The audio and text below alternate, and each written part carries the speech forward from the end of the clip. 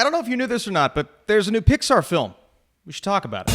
Water, earth, fire, air. What's up, Flick fans? Welcome back to the channel. Today we are talking Pixar's brand new film, That's Elemental. If you're excited for this, let me know. If you're not, let me know that as well. It's coming to theaters, not Disney+. By the way, this dungeon is temporary. My new set's that way. You just can't see it. It's being built. We journey alongside an unlikely pair in Ember and Wade in a city where fire, water, land, and air residents live together. The fiery young woman and the go-with-the-flow guy are about to discover something elemental, how much they actually have in common. Isn't that sweet? This film is rated, what is it, PG? Four thematic elements: language, peril. We've been seeing edgier PG movies as of late, and this Pixar film kind of falls in that category. There are certain moments that are clearly going to go over kids' heads. I love that. I think that's great. I mean, obviously, don't push those limits. Don't kill somebody on screen.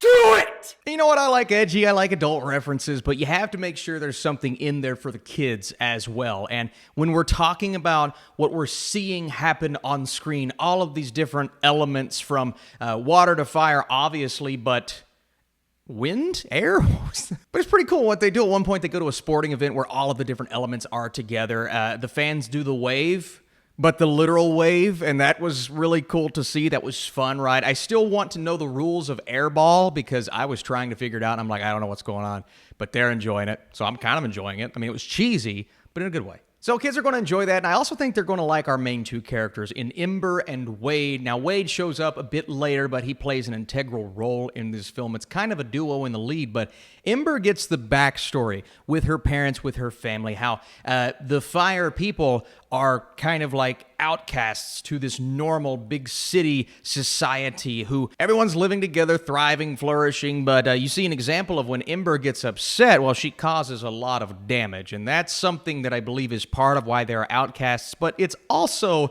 you know, very clearly trying to say something, trying to send a message, and that point, while on the nose, obviously, from the trailer, you know exactly what it's trying to represent. I like the fact that they're going for that, but at the same time, it's very obvious what they're doing, and it's very obvious that they are going for that and where this story is going to go because that's the sole message. So I wish they could have strayed away a bit more from that predictability, from the obviousness of where this story goes and the type of story that they're telling, because when you see that trailer and just these ideas, you kind of know what you're in for. I mean, there are surprises along the way, and there's one really emotional moment at the end, and I won't lie.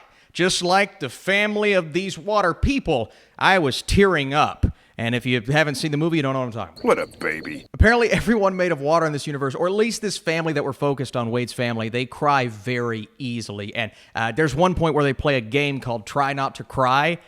It was actually really funny. And, you know, I was getting sick of that bit at the beginning. I'm like, oh, this is kind of cheesy. Kids are going to like it. It's kind of cheesy. But as it went on, I understand now why they put it in there. It was really funny, really entertaining, and that played a role in the third act in a way that I thought was really clever. And that's what you want to see in a Pixar movie, man. You want to see clever. You want to see something you've never seen before. Unfortunately, I've seen a similar story to this. I've seen plenty of similar stories to this. One under the Disney banner in Zootopia. It's very similar. Not Pixar. It was Disney, but they're both under Disney, so. But it's different because it's elements. It's not animals, Austin. Hey, going back to that edgy humor really quick, there was a pruning joke, and you gotta see it. It was actually pretty good.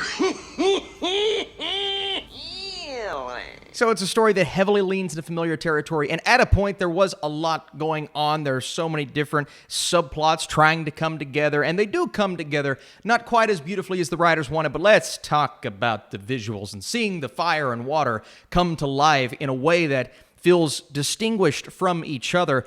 Every element or elemental person looks different in this movie, and then the backgrounds are just gorgeous. And once again, in 2023, animation is thriving. I mean, it's a beautiful film to look at. I thought the color scheme, everything about that was just incredible. Also, some aspects that I believe deserve love. Thomas Newman's score was so different and distinct, and I love how it pushed the story forward, but also focused on the moment that we were in, and it felt so different from scene to scene, man. One of my favorite scores of the year, surprisingly, and not one that will work as well out of context as in context, but while watching this film, hearing that score, I thought it worked beautifully and perfectly. And I mentioned the visuals, but just from a shot selection point of view, I thought the way that they leaned into some of these shots showcasing our characters was really cool. And again, kids are going to love that as well. Now, moments for adults, like I said, but it is one for the entire family, which is, again, what you want from a Pixar movie. Before I give you my score, thanks so much for your support. Seriously, it means a ton. We are finally back in our house, so feeling pretty good. And I may be a dad this weekend. While Elemental leans into familiar territory, the beauty of these characters, their relationships, and this visually stunning world they are a part of manages to shine through. It tries to do too much without fully separating itself, but families will enjoy this one absolutely, and it's yet another just visually amazing movie to see in the animation world. I mean, we've had Suzume this year, we've had